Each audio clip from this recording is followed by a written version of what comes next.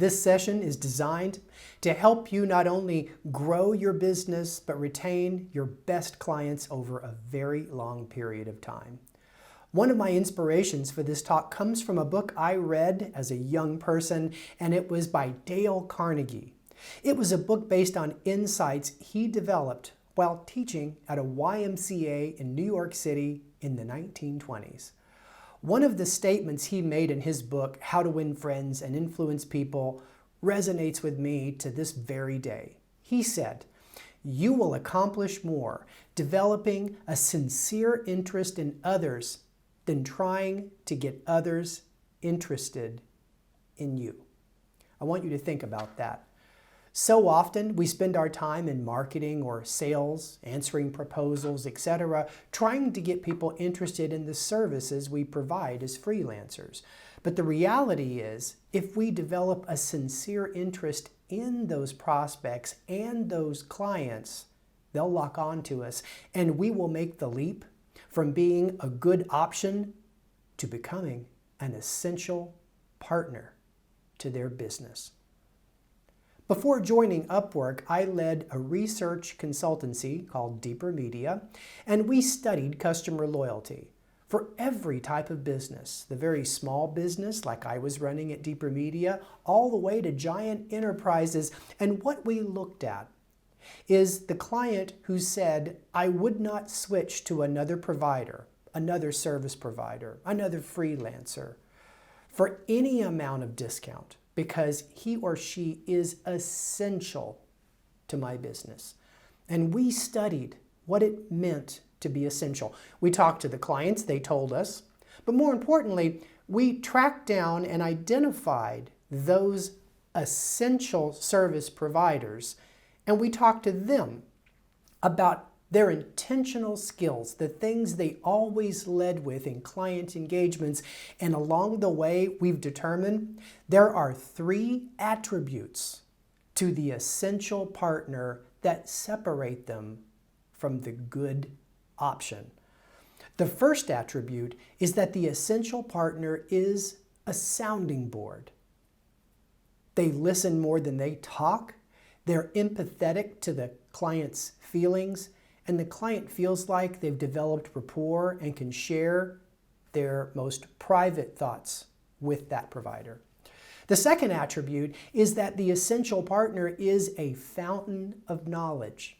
Every time the client talks to this provider, they learn something. They gain valuable insights for the experience. They come to depend on that service provider, that freelancer, to learn more about the space they're in.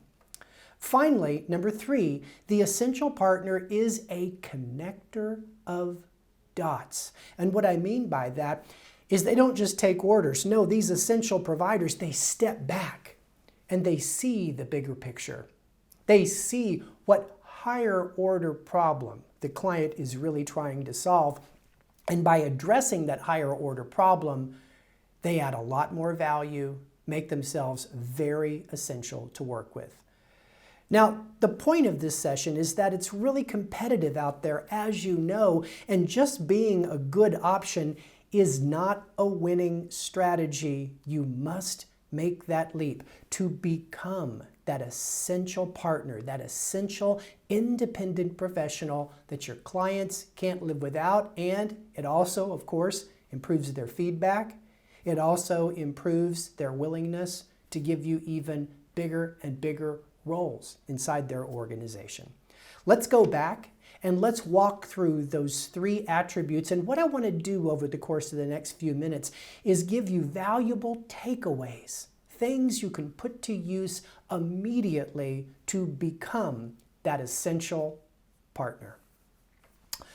Becoming a sounding board is about changing one's paradigm about the concept of listening. Another one of my favorite books I read when I was much younger, I recommend you read this one too, it's great on building up effectiveness acumen, is a book by the late, great Stephen Covey Sr. titled The 7 Habits of Highly Effective People. And one of the habits he learned most successful people possess is they seek first to understand, then to be understood. Do you notice how that kind of mirrors the Dale Carnegie quote? Think about it. You need to first understand how the client feels, what the client needs, and what the client defines as a successful deliverable before they understand your services, your value proposition, your vision for how you're going to deliver on the job being considered. Seek first to understand. One of my good friends, fellow author Dan Pink, says, listening is not the same thing as waiting for the other person to finish speaking. But we treat it that way. We consider listening something that we kind of tolerate to get through a conversation. But really, if you want to become essential, this is what we've learned in our research, you need to consider listening as one of the most valuable services you deliver as an independent professional. You see, listening is likely the most important communication skill you can ever develop.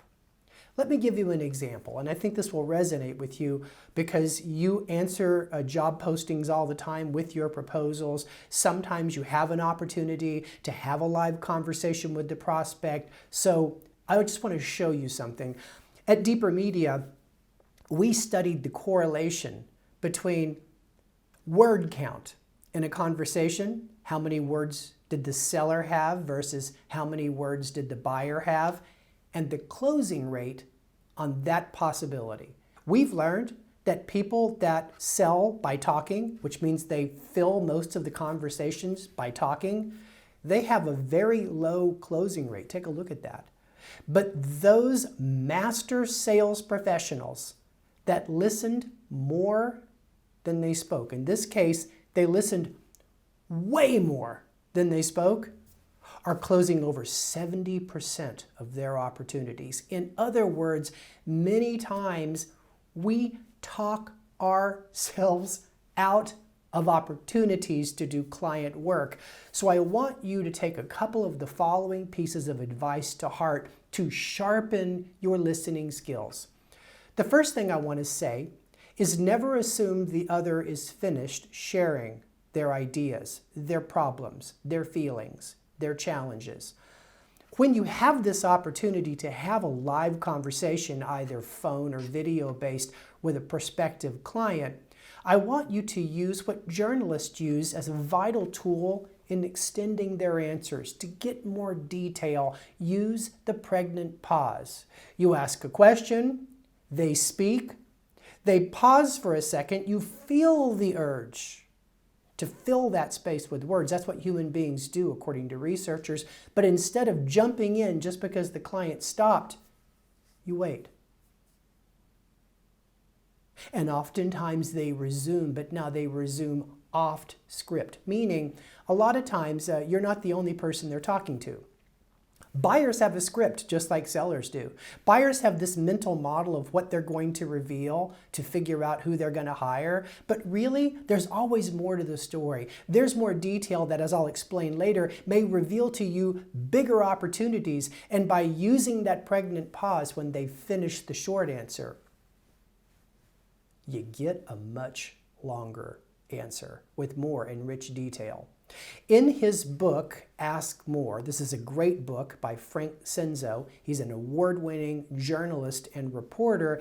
He says one of the easiest ways to really become a good listener is to learn to ask questions without a question mark. In other words, as somebody tells you something and you feel like you'd like to know the rest of the story, or you want to give them an opportunity to further unpack that need or that project that they're working on, just say this: tell me more. Tell me more is a question without a question mark. And frequently that leads to a person giving you more details. Sometimes you can just say, tell me more, I'm curious. Or you can even ask the question, so I'm curious, and you ask a specific question about what they just told you. And again, you wait and wait and wait until you know they've finished answering the question. And then you play it back to them. to prove your listening, and more importantly, get the interactive opportunity to sharpen what you've heard so that either the resulting proposal or the resulting work resonates even more. Here's a couple of ideas about being a better listener. Ask people how they feel about certain things. Oftentimes, when we're talking to a prospective client or even working with a client, we're just like, the facts, the facts, the facts. It determines my work. My time is money. I get off the phone. But really, behind every statement, there's a feeling. And I'll give you an example. So I was working as an independent professional a couple of years ago. Give you an example. I was working as an independent professional in a consulting arrangement a few years ago, and I was talking to a marketing leader at a company about a program she had rolled out, and she expressed to me that all of her digital advertising programs were only valued based on the end user clicking on the advertising asset. And that was a decision made by her supervisor in conjunction with the ad agency. So as she was explaining to me, whatever we do is only valuable if it's clicked on, I could just feel like there was more to the story. So then I asked her, well, how does that metric make you feel? And she said, it frustrates me.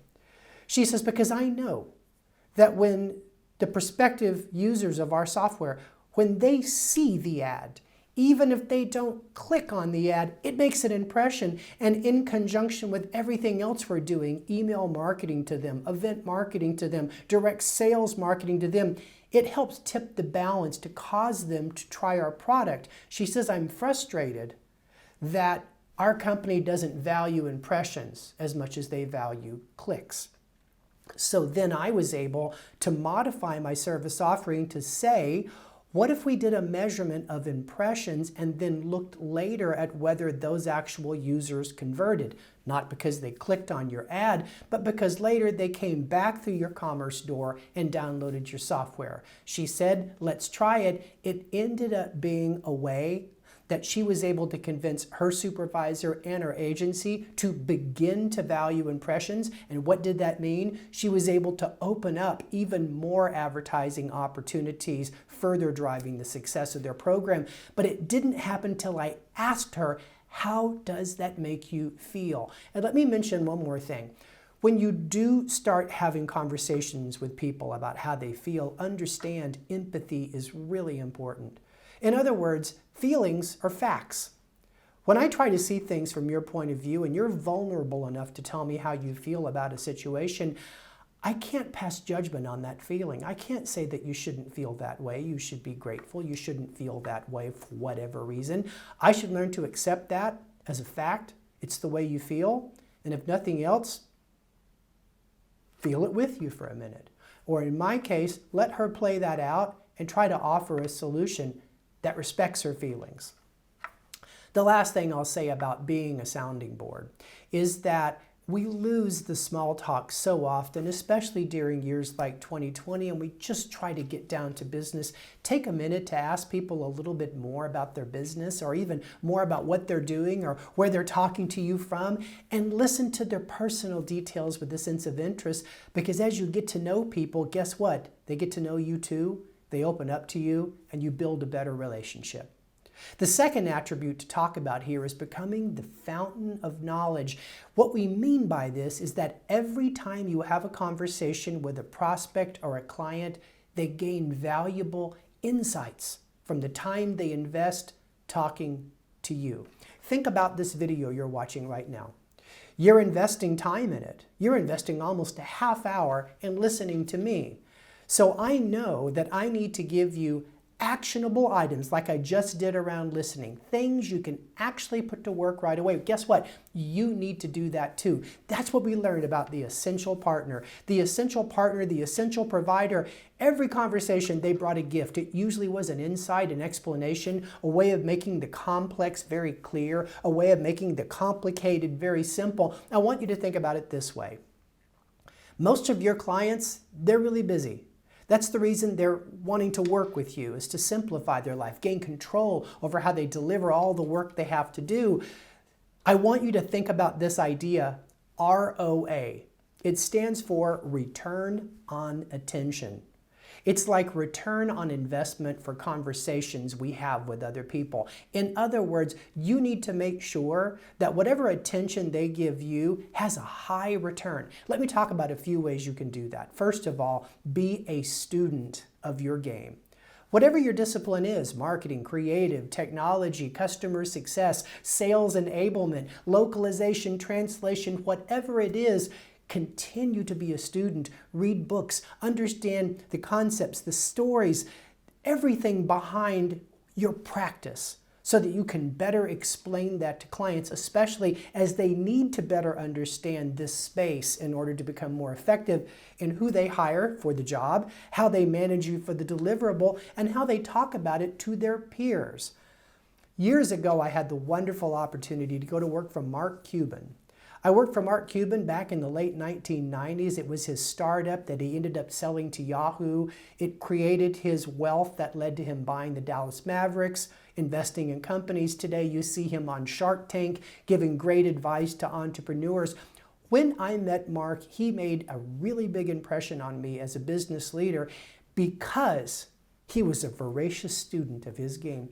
In fact, when I met him in July of 1997, he had already read over 50 books that year, cover to cover, on every aspect of his business, which at the time was audio and video over the internet. It was later called broadcast.com. He believed that if you feed your mind, you can trust your gut when it's go time. But he also believed as we study the game, we become teachers of the game to our clients. That was a really big part of what I talked about in my first book, Love is the Killer App, How to Win Business and Influence Friends. I believed that as we gained knowledge with the intention of sharing it with our customers, we build powerful relationships, mutual dependencies, where they learn every time they talk to us. So guess what? They spend more time talking to us. So let me actually put this into action for you. In many situations, your client is posting a job and wanting you to focus on a deliverable, but there's always something behind the deliverable that you can help them understand. So for example, let's say that a client wants to hire you to design elements for a presentation that he or she is going to make. That presentation has a design focus, it has content, it might also have particular assets. As you help explain to them different choices they might make, say in color palette, or as you explain to them different ways they can illustrate an idea, the effectiveness of using a chart versus, say, a photo, as you explain to them your thought process behind presentation design, guess what? They learn how to be better at seeing effective presentation design. This not only helps them become better at their job, it also creates confidence when they deliver that presentation, and more importantly, it helps them develop a better rapport as they continue to work with you on other elements just like that. I'll give you another example. I was talking to an independent professional on the Upwork platform. I like to call them Upworkers. And he specialized in coding, computer coding, and in particular coding for blockchain deployment. He was talking to a retail customer who had a lot of stores, and the retail customer was curious if blockchain was a better way to manage their retail inventory, specifically where things came from, than the current system they were using, which was the traditional ledger. But the client really didn't understand what blockchain was all about. The client always equated blockchain with things like Bitcoin, but in fact, blockchain is an entirely new paradigm in coding that creates a much more trusted way of understanding governance and understanding transactions. So this coding professional developed an elevator pitch on how blockchain worked that made it crystal clear, very easy for the prospect to understand. So not only could the prospect grasp blockchain for this particular application for his company, he could also tell it forward, and by making the complex simple, he saw that independent professional as an indispensable fountain of knowledge on the things that matter most. So the final takeaway I'll tell you here is when you have that opportunity to have a live conversation with a prospect or one of your current clients, always bring a gift. Ask yourself, what are the areas that the client or the prospect could improve their knowledge of? What are things I could tell them about my craft, my game, that would help them gain a greater understanding of the bigger picture? And as you think about it, I do it all the time. I prepared for this speech with that in mind. You begin to have one little nugget of wisdom you know you can bring, and the more you deliver it, the better you get at it, so the more you tend to deliver it to the next prospect and the next client, and you will develop an inventory of insights that allow you to not only be a great freelancer, but a master teacher at the same time. One final piece of advice. Make sure, though, as you approach teaching, that you do so with a sense of humility. I always ask permission sometimes when I talk to executives. Can I talk to you about my theory of how brands are built, for example? I always go into these teaching conversations understanding there's things they know that I don't know, that I could learn a whole lot more from them. I'm not trying to be smarter than them. I'm trying to give them a gift. And if we approach teaching or sharing knowledge with humility, it is almost always accepted as a gift. Here's the third and final point. Be a connector of dots. This is really important for those of you that want to receive larger jobs, bigger roles inside your client relationships on the Upwork platform. One of the ways that you can connect the dots is learn how to step back and not just take an order to build a logo or take an order to do QC on a new website design. Step back and ask yourself, what is the bigger problem they are trying to solve? Because if you step back and see the bigger problem and consult with them on the larger issues that challenge them, you just may win bigger work, and guess what? You will be seen as an essential partner. To illustrate this point, I would like to bring in Dan Pink. I mentioned him earlier. He's a best-selling author of multiple books, but he wrote Free Agent Nation, which really ignited the conversation about the power of independent professionals like you in helping businesses succeed. Here's his take on approaching the higher order problem and how it can win you even more and bigger business. If you are a designer and someone wants a logo, okay, so logos risk being commoditized now. So if someone's looking for a logo and you meet with them, you want to go in there knowing everything about their business, because it could be that what they need is not so much, the reason they want a new logo is that they aren't attracting the right kind of customers, and it could be that it's not a logo problem, it's a strategy problem, that they're in the wrong business. And so there's a huge premium on expertise, and there's a huge premium on surfacing hidden problems rather than solving existing problems. This completely makes sense, doesn't it? I think about it a lot, say, from different services that I have in my life.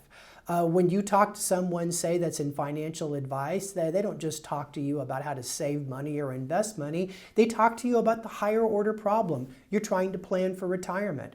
When a real estate agent is working with a prospect on a home, they're not just trying to sell them a home, they're trying to address their higher order problem. They're trying to relocate to a new city. So I just want you to always expand your thinking as you engage with your prospects and work with your clients to connect the dots, step back and see if you can be of even more value, and you just may win bigger assignments from them over the course of time. I hope this video has given you some ideas on what it takes to make this leap from being a good option to becoming an essential partner. Because if you think about it, it's so competitive today to win business. Being a good option is not a winning strategy, but becoming an essential partner, it is the way you can drive your business performance on Upwork, and it's the way you can make a really big difference in the lives of the clients that you serve every single day. Thank you.